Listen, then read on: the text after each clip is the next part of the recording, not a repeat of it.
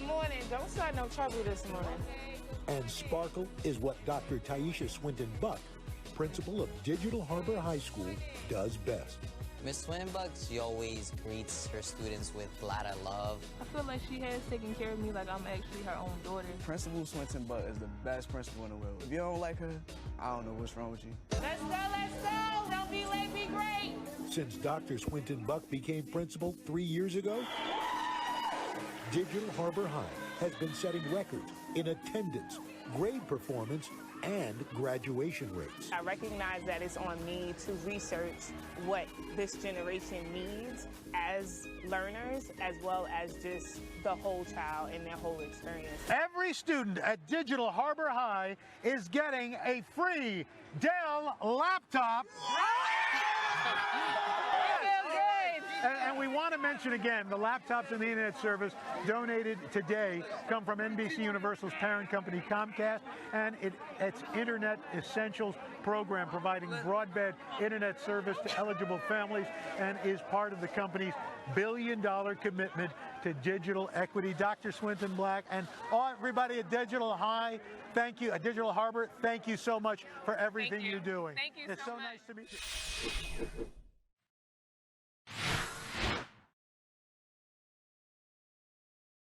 Thank you for enjoying that clip. Michael, you are one of the senior-most executives at Comcast Cable, and you're a strong business person. You're smart as a whip. I'm so proud of you. I knew you when. And I want to say and, not but. But what you have been focused on is social impact at Comcast. And in particular, there's a program called Internet Essentials that is connecting millions and millions of people who have never had an internet connection in their home, ever. And like for me, I can't even imagine not having access to the internet, not only for fun, but for work and for school and learning and being connected to the world. So tell us a little bit about why Comcast cares about this kind of social impact. Why do they want to connect people who've never been connected before? Yeah, thanks for the introduction. I'm humbled, and I guess I owe you $20. And yeah, you for can pay those for that dinner. didn't know, we coordinated the shoes. But so Comcast has a long history. So I'll do my corporate speak first. So we have a long history of giving back to the community, starting with Comcast Cares Day. Ralph Roberts, our founder, always wanted to make sure that we were connected to the communities we did business in. But as you look at a brand that basically exists to connect you to what's important in your life, to events, and we've got this wonderful network, it's incumbent upon us to make sure that not only are we good corporate citizens in the neighborhoods that we serve, but also at a national level to make sure that the digital divide, that we help close it, that you don't have people getting left behind. From a national competitiveness, this is extremely important. And if you look at Internet Essentials, we've connected over 10 million people since inception to the internet, and just couldn't be prouder of it. Well, the Today Show recently ran a segment on your region where a bunch of kids from Baltimore got laptops and connections, and they were screaming and yelling with happiness and joy. And I was proud to see, Al Roker up there being able to be part of that amazing initiative.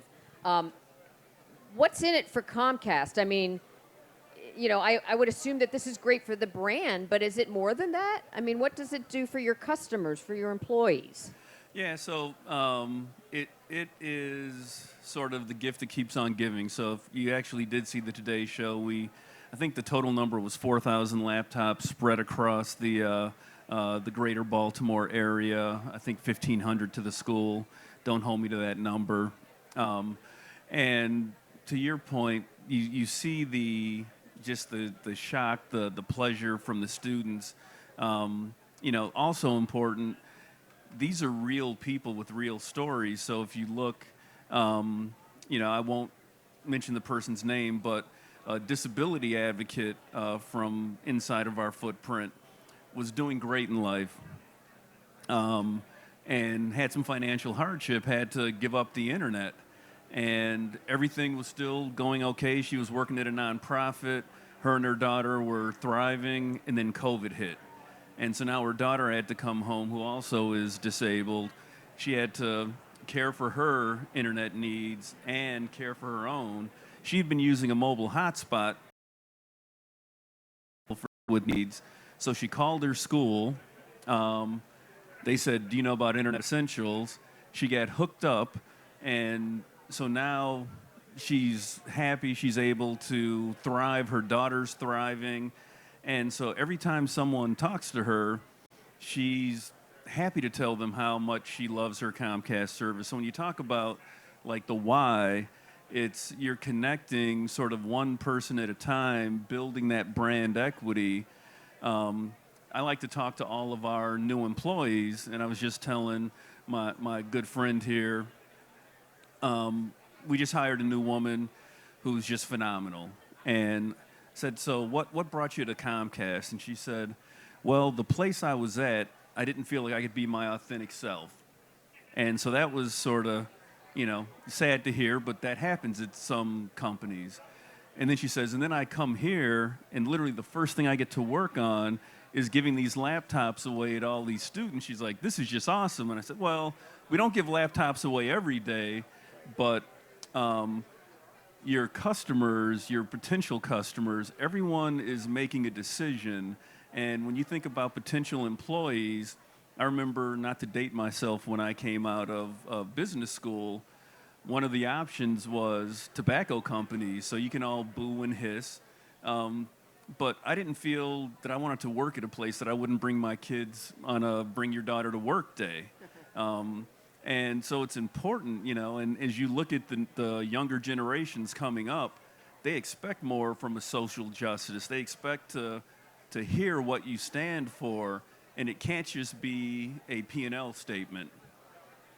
That's right. And you and I both have kids that are, I guess, Gen Zers, and they're the future employees that might not come to your company if you're not investing in value-based things like social impacts. And they may not buy your products because they don't want to buy from somebody that's not reflecting their own values and doesn't have integrity. So tell me a little bit about, like, if you're a new company and you're an entrepreneur, you're a startup, should these new companies be investing in social good? And if so, what would you say to them as a way for them to get jump-started into doing social good, even though they're new? So, of course, the answer is 100% you should. There's a million ways to get into it. So if we go back to the story of the disability advocate that ended up signing up for Internet Essentials, if you play back the story in your mind, the way she found out about it was talking to her daughter's school. So, one bit of advice is talk to the community partners in the area that you're at. And then you'll quickly be able to understand what the needs are. You can't boil the ocean, so you're going to have to narrow it down. And then also talk to your employees because, if you're a shoe company, maybe you're giving shoes to homeless people. Your employees will have passions too. We all remember the beginning of Comcast Cares Day, going out and cleaning up parks and helping to clean schools, and how our whole programs at Comcast have evolved over the last 2 decades that I've been there. So yes, engage with your employees, engage with the community. It's not a bad thing to start small and grow it from there, and you'll find that it will become an integral part of the culture that you're building, and it'll make people want to buy your products, and more importantly, or as important, it'll keep employees from wanting to leave or go other places because they'll build those long-standing relationships, and that's really important. So it's about branding, it's about marketing, and it's about employee attraction and retention, it's about customers. Sounds like something that every new company ought to be doing. So let me ask you this question. I'm going to promote you, and you're now the president and CEO of Comcast. you talked about the fact that Comcast has been giving back to the community, and they do something called Comcast Cares Day. It's a day of giving for all employees to come out with their families and their friends and do something good in the community. When I was at Comcast, we had Al Roker Entertainment help us tell the story about the work that we were doing in Philadelphia with Bartram's Garden, an environmental garden, a community garden. First of all, we'd love to work with you, so see me after this. But Michael, apart from that, like you're CEO, you're president now, what kind of storytelling would you love to do with Comcast now? Because sometimes not everybody knows all the good things that a company's doing. So now you're in charge. How would you like to see those stories get out to your markets, to your customers, to your employees? Yeah, so we have a lot to be proud of. I wish I could take credit for it as the new CEO and president, but it was all started before I got promoted in the last minute. So if you look, Internet Essentials, that's been going on for over a decade. It's a great program. But then we also launched Lift Labs recently, where we go in, partner with community organizations in neighborhoods that have a need so that children have a safe place to go where they're supervised, where there's computers, internet, so they can get help, do their homework. Great program. One that I'm particularly proud of, Comcast Rise. I was actually on one of the committees that helped kick off the Rise program. So we figured out there was a disproportionate impact to BIPOC businesses during the pandemic. And so we set up where you could get a tech makeover. You can still go to the Comcast Rise website and sign up. And we've helped over 4,000 businesses with advertising support, with tech makeovers, and have had many stories of businesses that have told us that they basically wouldn't have made it, wouldn't have survived the pandemic. And now they not only survived the pandemic, they have skills to be successful in a digital world moving forward. And, if you look at Project Up, which is a $1 billion commitment across Comcast, Sky, NBC, tied to digital equity, there is so much good work that we just have to continue to partner with the right community partners and deliver on the promise of these programs. So I'm hearing from you that the company needs to talk about itself, but the community partners can also be engaged to talk about the programs and to get the word out so people can take advantage of it. And I'll also add, it's inspiring. Yeah. Right? I mean, and that's something we all need today. So, Mike, we've got couple more minutes, but one of the questions I want to ask you is, what is a social impact that Comcast is doing right now that has a very personal attachment to you? So, for example, for myself, my father was starving as a child, never had enough food to eat growing up, impoverished. And so my pet issue is food insecurity. Anytime I can work at a community garden, I can help feed the homeless, I think about my father, I have a personal attachment. Tell us a little bit about a personal attachment you have to a social impact, and hopefully you're able to do this as CEO and president of the company, but certainly even in your old job. So the one almost sounds canned, but it's not. My mother was working on her PhD when she passed away.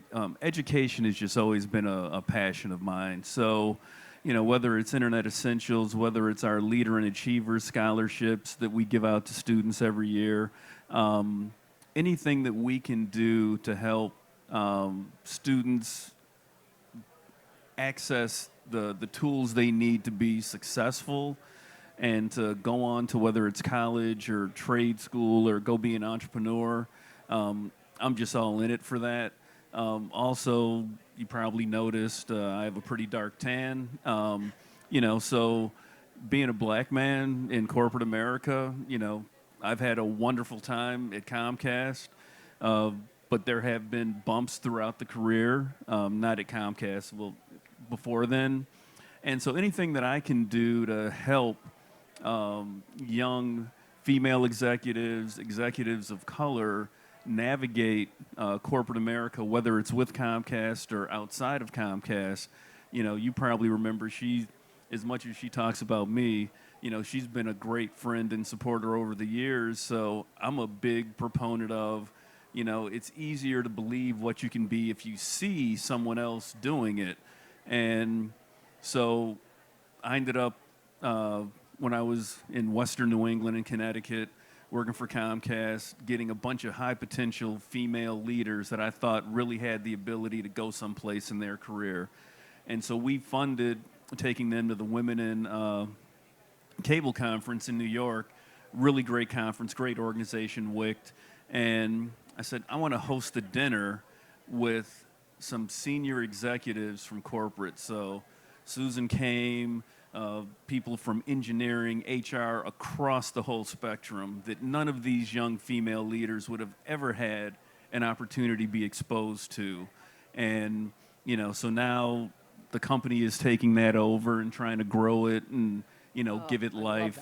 But how can we make sure that we're sort of investing in our future leaders? That's a big passion of mine. Well, I love that program, and I think the thing that we need to realize is that those kinds of programs that empower people who are coming behind us empower us as leaders as well. We get to be better at what we're doing, and the company gets better.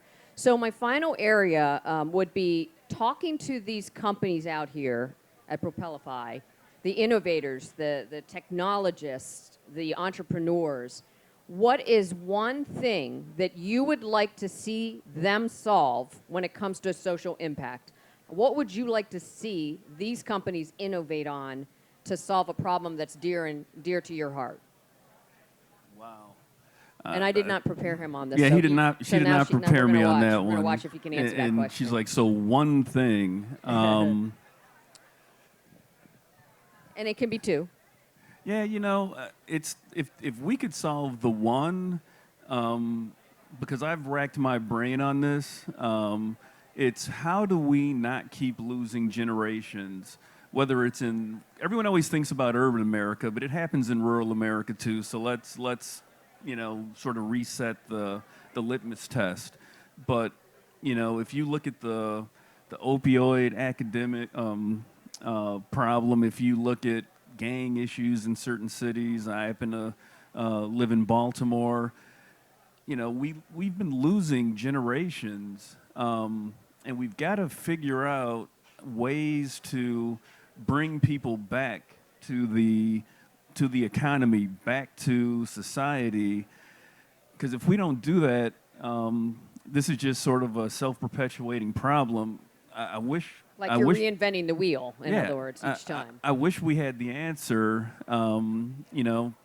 but if we're able to get people into the education system and meaningfully give them skills, maybe that's it. But we've got to figure out how to not keep losing generations of potential leaders, employees, and,